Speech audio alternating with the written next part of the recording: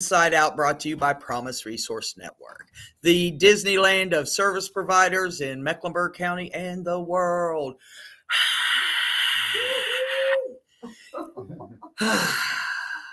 Happy Monday. Happy Monday. Happy Monday. Happy Monday. Woo, starting again. We made it. We made it through the weekend. Yeah. There you go. Amen. We either ran around or slept. I know it doesn't seem to be any medium for me. Oh, oh, I get that, David. I'll be watching TV and all of a sudden it'll come on. Alexa does that to me. I'll be sitting there or I'll just be saying something random and it'll say, I'll add that to your grocery list. Right? It's weird. But today we're going to talk about something that's totally different from what I was just talking about. Stigma. Conquering stigma with love. Okay. All right.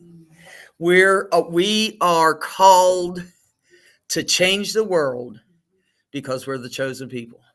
Right. We have been plucked out of hell and put into a place of safety, even if that's only here. Even if that's only here. But it is our duty to change this world, to bring it back to love. Right? There's so much going on in the world. So much difficulty, so much festivities. So how other way can I say it nicely? But there's just some ugliness going on out there. And we've got to counteract that. Right? We got to be the ones. I love Facebook Live. I love doing this class because it is out in the universe then. What you say makes a difference. Every time we speak against stigma, every time we say something against ourselves or someone says something against us, we can correct, right? So let me read the definition of stigma. You know how I am. Okay. I love to do definitions because it helps me understand words. Stigma, a mark of disgrace associated with a particular circumstance, quality, or person. A mark of disgrace. That's what stigma is, right? Stigma is when people think I'm the bad guy because I got mental illness, or I'm the different person, or I can't, or I shouldn't, or I couldn't, right? We get put in those little boxes by people. And a lot of times us in that box means we're wrong, right? We're different. And it's a lie, right? Stigma is a lie. Where does stigma come from? Why, Sharon? Okay, go ahead. I think it can come from growing up, like, where you're constantly being told by your parents or family or teachers. Yeah. That's the way it is. Society categorizes us. And a lot of times those of us with mental health issues are right around the bottom, because people don't understand. We are socially reinforced to think these things, to think that different is bad, to think that different is scary, right? When I put someone in a category, when I put someone in a box, I got to remember what that feels like, right? I got to remember what that feels like. And stigma is as important to help conquer in the world, but we also have to conquer it in us. You say our family, our friends, our community, our church, all those things can influence us to say this is right and this is wrong. Today, I've got to accept people where they are as human beings, right? I always say, to get respect, you got to give respect. And I don't believe that. I believe that every human deserves respect, no matter what. That thing that we talked about the other day when we did worthiness on Friday's class on Keep Your Power, we talked about you are worthy. And I have no idea what I was talking about. So Giving respect. But I Yes. just heard this morning that, and you said that before, that you didn't believe, you got to get it. But this morning I heard a preacher, he was just sharing, and he said that people deserve respect just because they're people. They don't have to have earned it at all. Mm. Just because they're human. You know what? I deserve respect because I made it this far against great odds. And a lot of people can say that. We don't understand the trauma that people experience, and when I take that trauma and use it against someone, make someone feel like they're less than, right? That's what stigma is. That's what stigma is. Using some characteristic, a mark of disgrace. Just some bullshit. All right? This is some bullshit. That's why we've got to face it every day and do things that can help us conquer that. Get rid of it. Squelch it.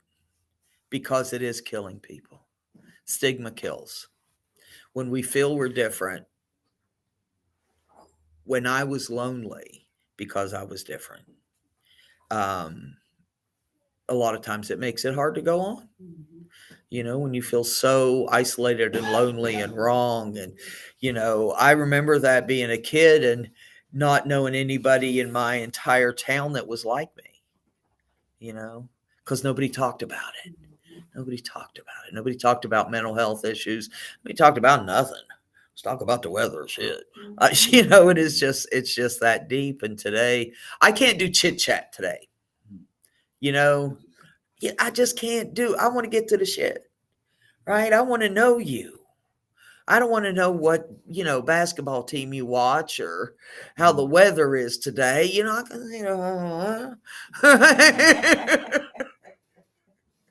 I want to go deep today, and it's in going deep that we fight that stigma, right?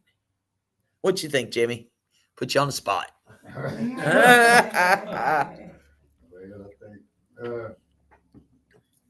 think that going deep can sometimes work against you too. For me, it has. Sometimes I have shared stuff with people and they turn around and use it against me. But anyway, that's besides that. I talking about the stigma. I was on the street for a long time, and people used to say about me,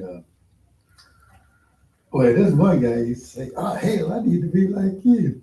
You don't want to be talking about, they ain't got no responsibilities, you just do this, do that. But, my life was, hell, it was hell being me. It ain't easy to live on the street. Yeah. Yeah, so, but, and the stigma of it was that, that I was lazy, that I chose to be that way. Yeah. And which to a certain extent you could probably say that, but I had a lot of issues going on. I had the alcoholism, the drug addiction,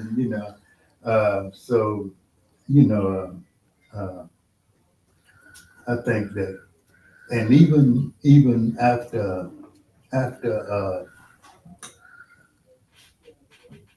getting clean and basically turning my whole life around. I live a whole different life now. I still carry that. A lot of people, or even society in general, don't let me forget about the past part. Yeah. You just you let the police pull you over. Yeah, you did. Yeah. Still today, when the police are behind me, I'm like, oh shit. But I got everything taken care of today. I'm better with it now. Yeah. It could be, I'm more accepting of who I am That's their stuff, you know. That's Life good it. for me today, so they just got that. That's their problem. Yeah, a lot of it. Yeah. Yeah, and that's it. People use our past against us. People say things about us that if you knew what the hell I've been through, you wouldn't be telling me this shit. What you say, the stigma, a mark of disgrace? A mark of disgrace. Yeah. Isn't that awful? Mhm. Really is, but that's what it is. People can do it to us individually, where it can be our family, friends that aren't really friends, employers, where people use our past, use our circumstances, use something in us, a mental health issue, a substance use issue, a trauma issue against us, or think differently. Well, you can't do this around Sharon, right? Because she'll get upset because she's got mental illness. Well, you Right. can live too. That's it. I lived through all of it, didn't we? Yeah. No, I'm talking about where you can get a place to live. That'll help. Yeah, the stigma of your past can. Yeah. You can't. Yeah. I can't live for it. I can't live anywhere. I mean, go like rent a place and say no. Yeah, yeah. No, you can't. We've been through a lot with, and we've got I have a paper trail, that talks about some of those things that people don't understand. I just had to survive that, going through that made me stronger. I can remember growing up, and I'm visually thinking of what I'm getting ready to say now. Growing up, where there were a couple of men in our neighborhood that would stand on the street, and they would be talking to themselves, and they would be dirty, and just. And now I know it's mental health, but growing up, people would always say, they crazy. Mhm. And like as kids, we would if we would see them on the street, we would go across the street, not like get around them because we were afraid. Yeah. But now I know it was mental health. And like you just said, Yeah. you didn't talk about it. No. 30 or 40 years ago, you didn't talk about mental health. You said people were crazy. Yeah. Instead Yeah. of saying they need help. But now when I see people on the street talking to themselves or, making racket, I always say, I wonder what happened to them. That's it. Because something happened. They're not just crazy. Something happened. Yeah. Growing up, I can remember all the time people saying, they crazy. Well, That was a stigma. Yeah, They yeah, crazy. yeah. What I like to say, and we say a lot here, remember it. It's not what's wrong with you, it's what happened. What happened to you? Right? Because everybody's got that story that led them to here. But here is a good place. Here is a place of strength and safety. Right? And we grow into that. But it's that fear. It's that fear that causes me to say they're different. I am afraid. I don't want to be around them. They're wrong. There isn't too far of a leap to go from they're different to they're wrong, right? That's where individually we make a difference, right? I believe we change the world one person at a time. One person at a time, because it's easy for people to group people together based on a certain characteristics, whether it's mental health, alcoholism, race, religion, whatever it is, they lump them all together. And it's easier to dislike or fear those people, whoever that group is, right? But today it's our calling to change that. It's our calling to change that.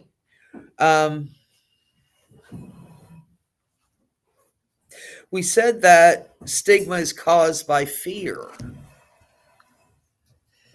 Is there any group you still fear that you don't accept? It's a hard question, isn't it? Do I fear any person that I categorize as being different from me? And that's where the key is. I've got to start with me. I've got to start with me. What are my prejudices? What do I still, how am I still promoting stigma? Right? So I got, I got some paper, only it's not paper anymore. I'm trying to use my phone instead of kill trees. So this is a article by the Champions of Science, and it's about fighting stigma. It says, commonly defined as a scar or mark of disgrace, a stigma is a barrier rooted in prejudice, a barrier that keeps us from people. Avoidance, rejection, and discrimination due to a lack of understanding. Prejudice, avoidance, rejection, discrimination due to a lack of understanding. Stigma can impact access to appropriate medical care, housing, employment, and insurance. Insurance, you can actually be turned away because you have a mental health issue. We still fight today. We still have to fight today for our rights, right? Because it says medical care. Anybody ever go to the doctor and when they see your diagnosis, all of a sudden you're a hypochondriac? Right? Well, they don't feel that way because, they don't know any different or they're ill or whatever, and we get put less than. It says fighting stigma starts with comprehending its prevalence. According to the National Institute of Mental Health, 1 in 5 adults in the U.S. experience a mental illness in a given year. 1 out of 5. 1 out of 5. And we're still getting our asses kicked. Right? There's a lot of us out there because the world is so difficult. Right? Because something we face, some trauma that we've gone through has changed us. Right? Jimmy, can you shut that door for me? Thank you.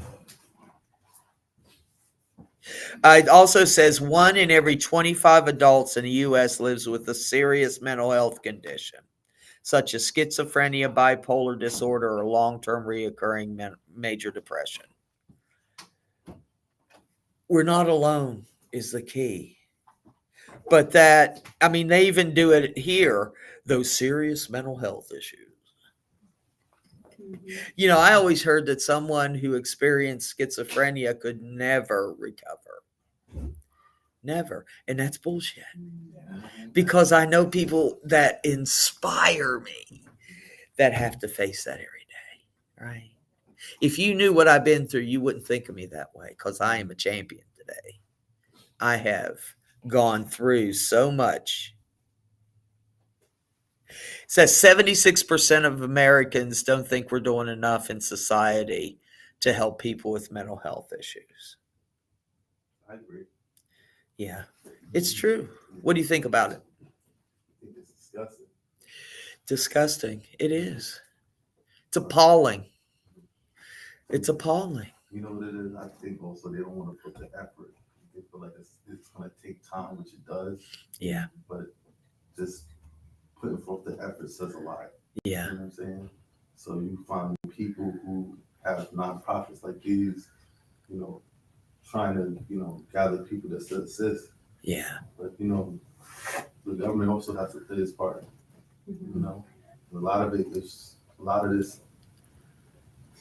was triggered by them too. Yeah. But they don't want to take responsibility. They just figure that somebody fix it at some point. Yeah. It's disgusting. It is disgusting. Stigma is disgusting. It's a judgment. To call to judgment when I'm not called to judge. Right. One of the things we can do is talk about ourselves. Be honest when it's safe. Jimmy said that sometimes these things that we face every day can be held against us. And Jimmy's right, in housing, in medical care, just like it says, all these things can be a right that we don't get to enjoy. Right? That's why we got to fight. That's why we got to talk. Because I am not less than today. I was never less than, actually, and neither is anybody else in this room. So let's talk about how to get over this shit. That's right. How about that? How about we get to the solution? Because we're all sitting around going, damn. Boy, isn't this class fun?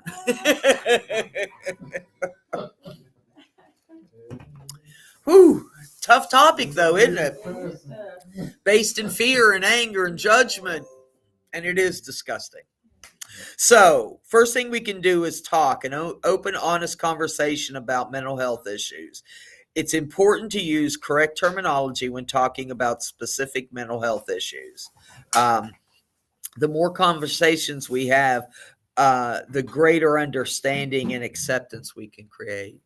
The better understanding and acceptance we can create. It's easy to love my community.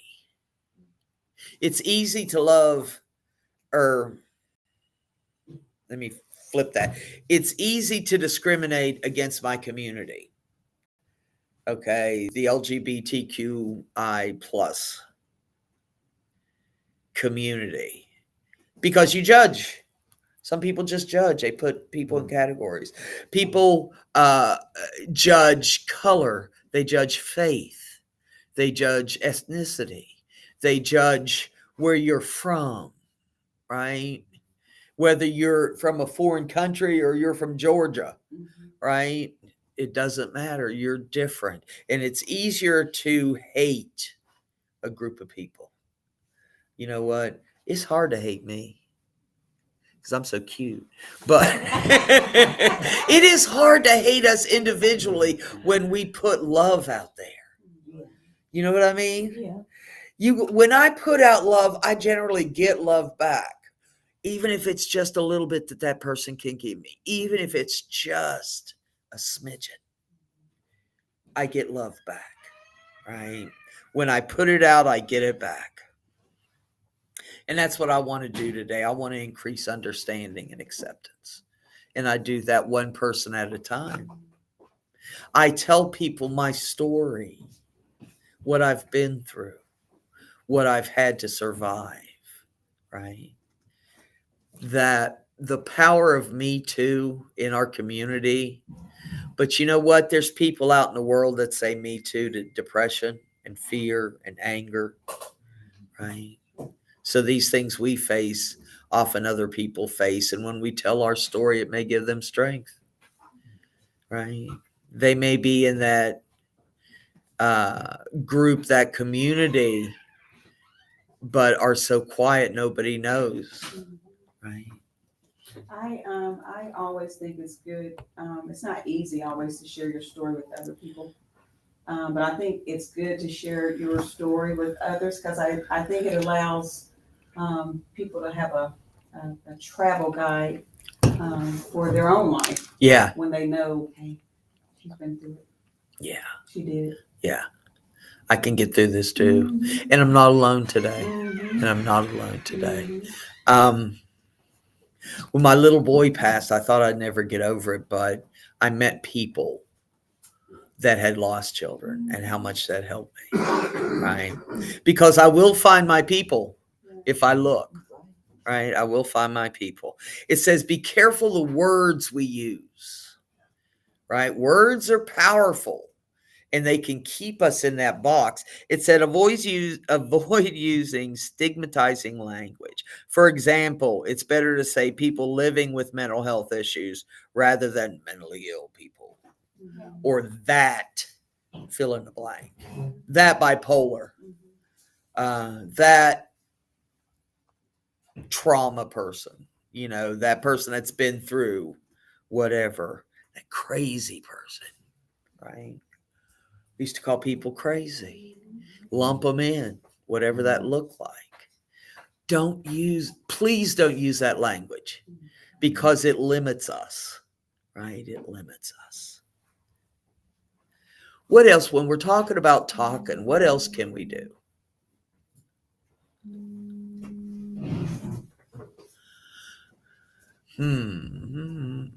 We tell our story, which is really, really important. We got to make sure we're telling it to the right person, right? A lot of people aren't ready for me. A lot of people ain't ready for me. So I've got to be able to find those people that want to understand and accept me.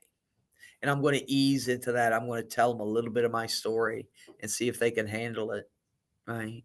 I'm going to give them a little more, see if they can accept me still, right? I want to be able to find those people that when I tell my story, understand and accept me as who I am today, as a whole person. I'm a whole person. I don't like that saying, even broken crayons can color. I ain't broken. I ain't broken, right? I love that. I'm not broken today.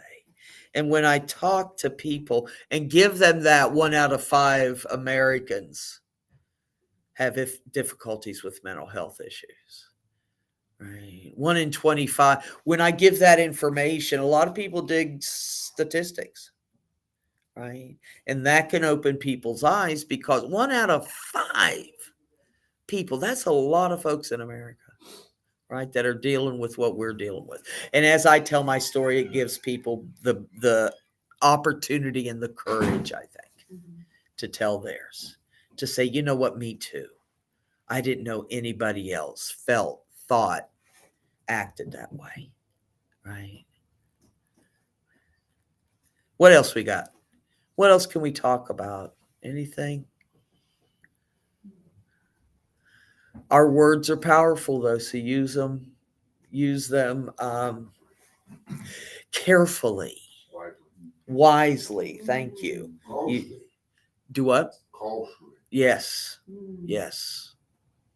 Let me see. It also says have an open mind. We can't help someone if we don't listen to what they're going through.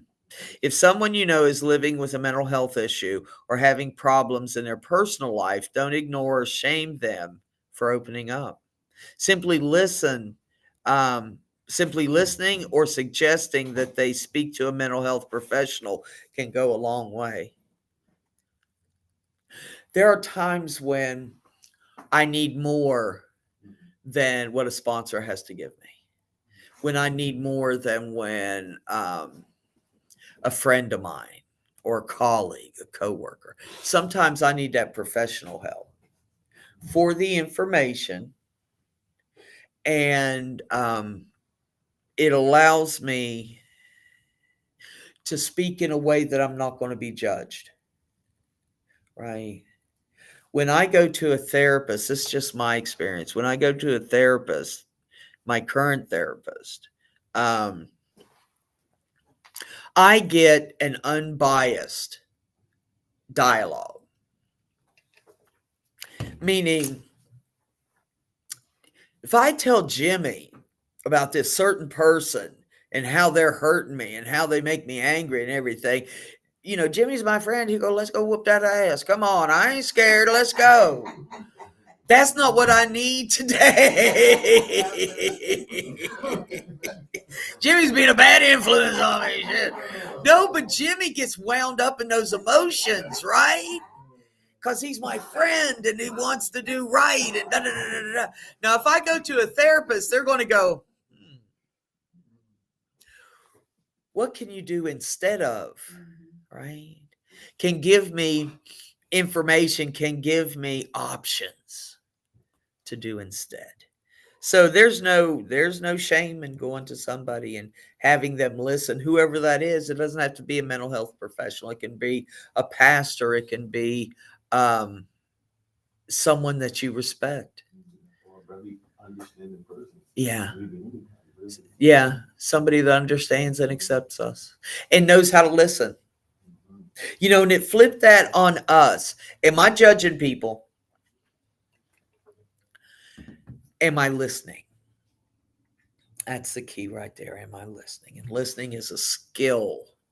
Listening is some people are gifted with it. I am not one of those people. I have a hard time listening because my brain goes so fast, right? So I got to really focus. But that's the key, to really listen to someone, to really see. And when I see someone, I'm less likely to judge them. What else can we do to fight stigma?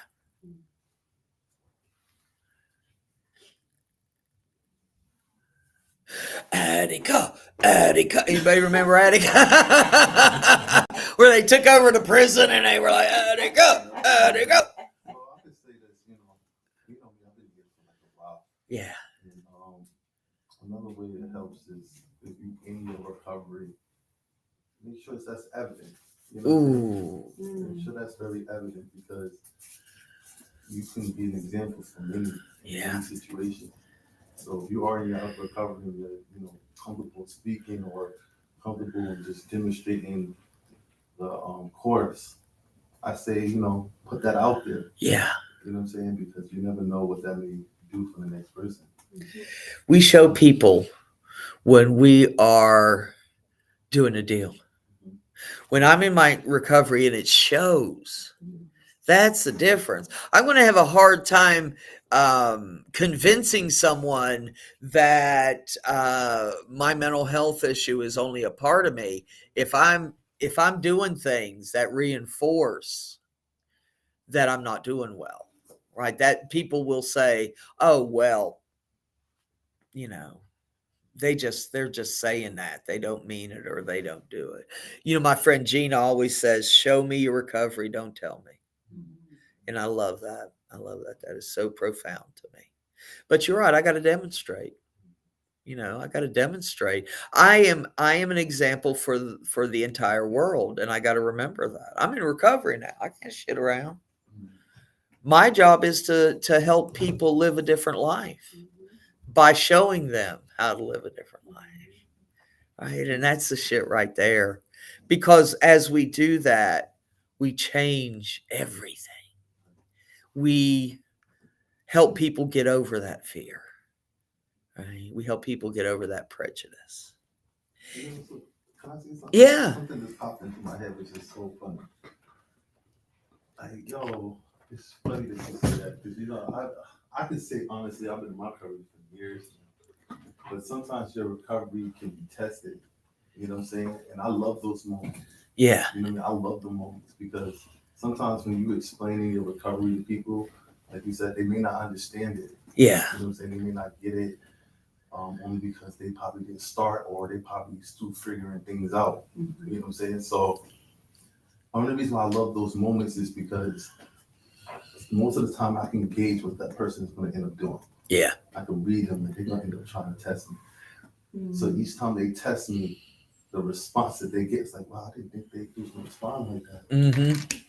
I mean, I heard about this person, and they normally go off this way, but this is too consistent for me. Mm-hmm. To the point they break.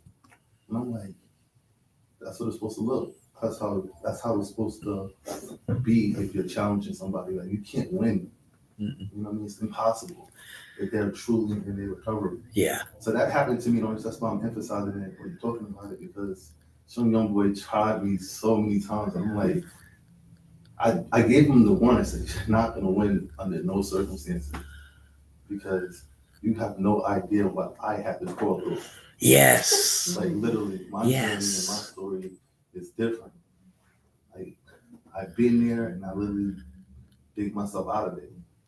So keep going. But at this point, he's like, bro, I respect that. Yeah. He literally came up, I respect that. It's my fault. I wanted to know where your heart was. You explained it to me. I just didn't believe it. You know what I'm saying? That's like demonstrating the recovery is very important. Yeah. You know what I'm saying? Like, Yeah. it does a lot. It does. It does. And to be able to speak that truth and be heard, and people do test us. Well, they can't, right? They can't do this because of a mental health issue. And then when we do that, when we start our own business, when we're employable, when I can be in relationships, I show people I'm me. It's just a part of me, right? I have a mental health issue. I'm also a daughter. I'm also a wife. I'm also an employee. I'm a lot of shit. Well, I'm not a lot of shit. A lot of stuff. Right? That's just one thing about me. Just one thing about me. Right? Let me see what else it says. It says take action, counter social stereotypes, and challenge your own assumptions about what we're capable of doing. A good way to do this is to join a group at a place, a group organized by a mental health organization comprised of people who are compassionate and can relate to what we're feeling. We, as a group, PRN went to show county commissioners that it was not a good thing to cut services and monies to organizations that worked with people with mental health issues. They were going to cut a lot of money. And we were there with our signs saying, we are important. We are human. Please don't do this. We need this. We need this. That's another way people can understand us. When I actually talk about what the needs are in my community, which is not medication. It's medication time, right? Not for everybody. There's a big stigma about that. We're unemployable, right? All that shit. Today when I stand up and show me, right, it makes such a difference.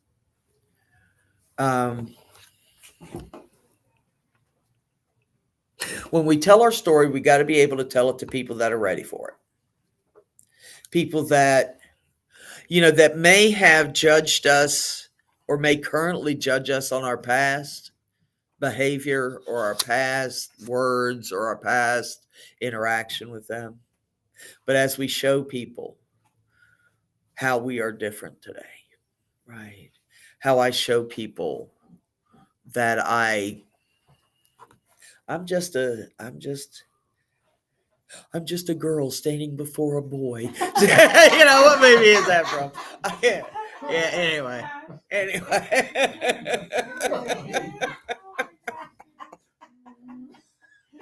Man, we got to laugh. We got to be in that mood. We got to know our power. Oh my goodness. We got to know our power, and that's the key. That's the key. I'm not alone today. I'm not wrong. I'm not a monster. I'm not also who I was in my past. I'm not my mental illness, not my addiction. I'm not my sloppiness. But I am more today. And when I tell you about me, it helps. It can help people get closer to compassion and understanding and acceptance, right? That's what I want today. That's how you fight stigma with love. You tell people who you are and be truthful about it, right? When you talk about spreading the love, I think when you're sort of like, well, just say, well, I'm gonna say, a person like us, then been stigmatized and had people project their biases on you. It's kind of hard to do that to somebody else. Yes. It's even though I still, I can still have biases in my head, but I try not to act out on them. Yeah. Toward because I had it done to me. Yeah. So a lot of times, I think that person with mental issues or substance abuse issues are almost loving and accepting of other people and their differences because of what we've been through. I agree with that, Jimmy. It's harder to judge somebody when you've been judged. Right. When you can have that compassion that this person is like me, has been through some shit, whatever that looks like. Whatever that looks like. Thank you, Jimmy. I think that's about, we're gonna wind it up. Remember, it's all about love. I'm an old hippie, and it's all about love and kumbaya and all that shit. So, but I do believe that's the answer when I can speak to someone in a way that they can comprehend that I am me and that's okay, right? That's what I want to do today. I want to speak in love so people can hear me, right? I want to speak in action so people can see me. Damn, that was good shit. I need to write that down. Powerful force. It is. Love is a powerful force. Changes everything, doesn't it? Yeah. So let's go out there and change the world. Love the world one person at a time. Get out there and tell your story. Tell your truth. Okay, 2 things. Our warm line is a call away from someone, from a peer sports specialist that can listen and that can see us. They can't see us over the phone. But sorry. If you need to talk, if you just need to talk to somebody about something, give us a call. The number is 833-390-7728. We are open to that. The warm line is open 24/7. And share this. Share this. Let the world know how to conquer stigma with love. I want you to go out there and have a fabulous Monday. Keep peace, share love, and let's go out there and kill stigma. All right. Thank you all. Thank crew in here. Thank crew out there. See you later.